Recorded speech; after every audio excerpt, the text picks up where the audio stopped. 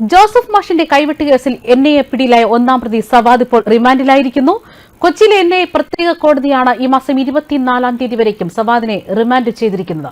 സംഭവം നടന്നതിന് പിന്നാലെ ഒളിവിൽ പോയ പ്രതിയെ ഇന്ന് രാവിലെ കണ്ണൂരിലെ മട്ടന്നൂരിൽ നിന്നാണ് എൻഐഎ സംഘം അറസ്റ്റ് ചെയ്തത്. 2010-ലാണ് തൊടുപുഴ ന്യൂമാൻ കോളേജ് അധ്യാപകൻ ടി ജെ ജോസഫിന്റെ കൈ സവാദ് ഉൾപ്പെടെയുള്ള പോപ്പുലർ ഫ്രണ്ട് ഭീകരർ വെട്ടിയത്. ചോദ്യപേപ്പറിൽ മതനിന്ദയും പ്രവാചക നിന്ദയും ആരോപിച്ചായിരുന്നു കൈപ്പത്തി വെട്ടിമാറ്റിയത്. ഈ കുറ്റകൃത്യം നടന്ന ജൂലൈ 4-ന് തന്നെ സവാദ് ഒളിവിൽ പോയിരുന്നു. അന്ന് ബാംഗ്ലൂരിലേക്ക് കടന്നുവെന്നാണ് ക്രൈംബ്രാഞ്ച് കണ്ടെത്തിയത്. എന്നാൽ സവാദിനെ പിടികൂടാനൊന്നും സാധിച്ചില്ല. രഹസ്യവിവരത്തിന്റെ അടിസ്ഥാനത്തിൽ കേന്ദ്ര ഏജൻസികളാണ് ഇന്ന് കണ്ണൂരിൽ നിന്നും സവാദിനെ പിടികൂടിയത്. മട്ടന്നൂരിലെ 19 മൈൽ ബേരത്താണ് ഷാജഹാൻ എന്ന പേരിൽ സവാദ് ഒളിവിൽ കഴിഞ്ഞിരുന്നത്. കുടുംബത്തിനൊപ്പം വാടക വീട്ടിലായിരുന്നു താമസം. 8 മാസമായി ഇവിടെ താമസിക്കാൻ തുടങ്ങിയിട്ടെന്നാണ് അയൽക്കാർ പറയുന്നത്. സവാദ് മരപ്പണിയായിരുന്നു ചെയ്തിരുന്നതും. എന്നാൽ നാട്ടുകാരുമായി ഒന്നും സവാദ് അടുത്തിടപഴകിയിരുന്നില്ല. തുടർന്ന് ഇക്കഴിഞ്ഞ ദിവസം രാത്രി 10-ലധികം എൻഐഎ ഉദ്യോഗസ്ഥർ വീട് വളഞ്ഞിരുന്നു. തുടർന്നാണ് സവാദിനെ പിടികൂടിയത്. അതേസമയം 2010 ജൂലൈ 4-നാണ് തൊടുപുഴ ന്യൂമാൻ കോളേജിലെ പ്രൊഫസർ ടി ജെ ജോസഫിന്റെ കൈ വെട്ടിയതും. നിരോധിത സംഘടനയായ പോപ്പുലർ ഫ്രണ്ട് ആസൂത്രണം ചെയ്ത് നടപ്പാക്കിയ ഒരു കൃത്യമെന്നായിരുന്നു എൻഐഎ കണ്ടെത്തിയത്. ആദ്യഘട്ട വിചാരണയിൽ 31 പേരിൽ 13 പേരെ കോടതി ശിക്ഷിക്കുകയും 18 പേരെ വെറുതെ വിടുകയും ചെയ്തിരുന്നു. പ്രാഥമിക ഘട്ടത്തിൽ കേരള പോലീസ് അന്വേഷിച്ച കേസ് 2011 മാർച്ച് 9-നാണ് എൻഐഎ ഏറ്റെടുത്തത്. തൊടുപുഴ ന്യൂമാൻ കോളേജ് പ്രൊഫസറായിരുന്ന ടി ജെ ജോസഫിന്റെ കൈപ്പത്തി വെട്ടിമാറ്റിയ കേസിലെ വിധി പ്രസ്താവം വരുന്നത് സംഭവം നടന്ന് 13 വർഷങ്ങൾക്ക് പിന്നാലെയായിരുന്നു.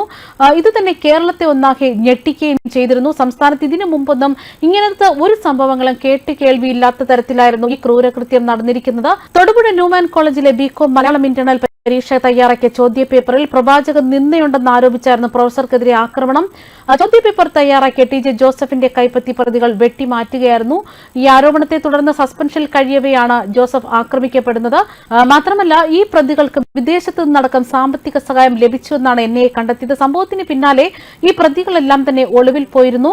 വർഷങ്ങളോളം ഒളിവിൽ കഴിഞ്ഞ പ്രതികളെ പലപ്പോഴും അറസ്റ്റ് ചെയ്ത എൻഐഎ വെവ്വേറെ കുറ്റപത്രം സമർപ്പിച്ചാണ് വിചാരണ പൂർത്തിയാക്കിയത്. പ്രതികൾക്കെതിരെ എൻഐഎ UAPAയും ചുമത്തിയിരുന്നു. സംഭവത്തിന് ശേഷം വർഷങ്ങളോളം ഒളിവിൽ കഴിയുകയായിരുന്നു പ്രതികൾ. ആദ്യഘട്ട വിചാരണയൊക്കെ പൂർത്തിയാക്കി കൊച്ചിയിലെ എൻഐഎ കോടതി 2015 ഏപ്രിൽ 30-നാണ് വിധി പറഞ്ഞത്. 37 പ്രതികളിൽ 11 പേരെ അന്ന് ശിക്ഷിച്ചിരുന്നു. 26 പേരെ വിട്ടയച്ചു. ഇതിനുശേഷം പിടികൂടിയ 11 പേരുടെ വിചാരണ പൂർത്തിയായിരുന്നു. ആദ്യഘട്ടത്തെ വിചാരണയ്ക്ക് പിന്നാലെ ഇവരിൽ പലരും അറസ്റ്റിലായി. മുഖ്യ സൂത്രധാരനും ആലുവ സ്വദേശിയായ പോപ്പുലർ ഫ്രണ്ട് നേതാവ് MK നാസർ, കൃത്യത്തിൽ നേരിട്ട് പങ്കെടുത്ത സവാദ്, അസീസ് ഓടക്കാലി, ഷഫീഖ് നജീബ്, മുഹമ്മദ് റാഫി, സുബൈർ, നൌഷാദ്, മൻസൂർ അയ്യൂബ്, മൊയ്തീൻ കുഞ്ഞ് എന്നിവരാണ് രണ്ടാംഘട്ട പ്രതിപട്ടികയിൽ ഉണ്ടായിരുന്നത്. ഇവരിൽ ഷഫീഖ്, അസീസ്, സുബൈർ, മുഹമ്മദ് റാഫി, മൻസൂർ എന്നിവരെ കോടതി വെറുതെ വിട്ടിരുന്നു. ഒളിവിലുള്ള ഒന്നാം പ്രതി എറണാകുളം ഓടക്കാലി സ്വദേശി സവാദിനായിട്ടായിരുന്നു ജാമ്യമില്ലാ വാറണ്ട് അടക്കം പുറപ്പെടുവിച്ചത്. തുടർന്ന് 10 ലക്ഷം രൂപ എൻഐഎ ഇയാളെക്കുറിച്ച് വിവരം നൽകുന്നവർക്ക് 10 ലക്ഷം രൂപയടക്കം പ്രഖ്യാപിച്ചു. ഇതിന് പിന്നാലെയും ഇയാളെ കണ്ടെത്താൻ കഴിഞ്ഞിരുന്നില്ല. എന്നാൽ ഇപ്പോൾ എൻഐഎക്ക് രഹസ്യ വിവരം ലഭിച്ചിരുന്നു.